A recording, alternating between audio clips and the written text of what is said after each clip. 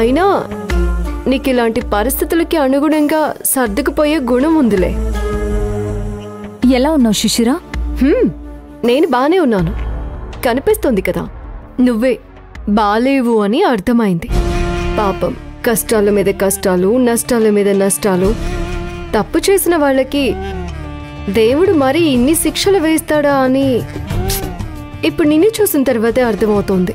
శిశిర, వచ్చిన పనేంటో చెప్పి వెళ్ళిపో అంతే. అయ్యో, అంత ఫీల్ అవ్వకు శివగామి. ఎంతైనా నా అక్కవి.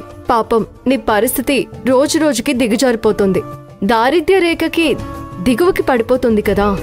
అందుకే నాకు తోచిన సహాయం చేద్దామని ఈ ఫలాలు తీసుకొచ్చాను. నేను బానే ఉన్నాను, నాకేం అవసరం లేదు.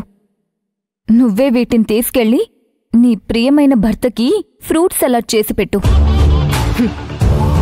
ఇంత జరిగినా పొగరు మాత్రం తగ్గించలేదా దేవుడు.